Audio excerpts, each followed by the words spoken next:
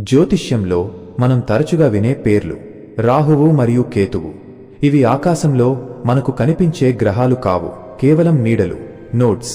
కానీ వీటి ప్రభావం మాత్రం మన జీవితాలపై చాలా బలంగా ఉంటుంది. పురాణ కథ. అసలు వీరు ఎవరు? పూర్వం సముద్ర మదనం జరిగినప్పుడు అమృతం కోసం దేవతలు, రాక్షసులు పోటీపడ్డారు.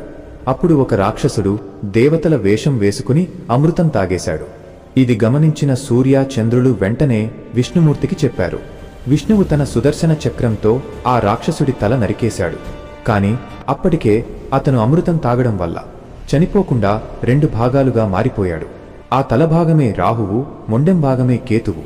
అందుకే తమని పట్టించిన సూర్య, చంద్రులను అప్పుడప్పుడు వీరు మింగుతుంటారు. దాన్నే మనం గ్రహణం అంటాం.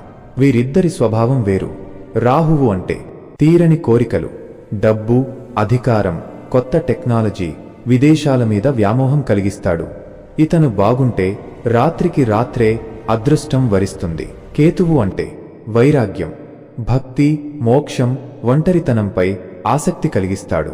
ఇతను బాగుంటే గొప్ప జ్ఞానం లభిస్తుంది. ముగింపు: ఈ ఇద్దరూ ఎప్పుడూ ఒకరికొకరు ఎదురెదురుగానే 180 డిగ్రీలు ఉంటారు.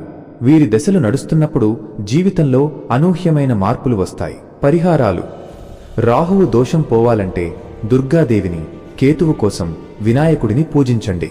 వీలైతే రాహుకాలంలో శివుడిని ప్రార్థించండి.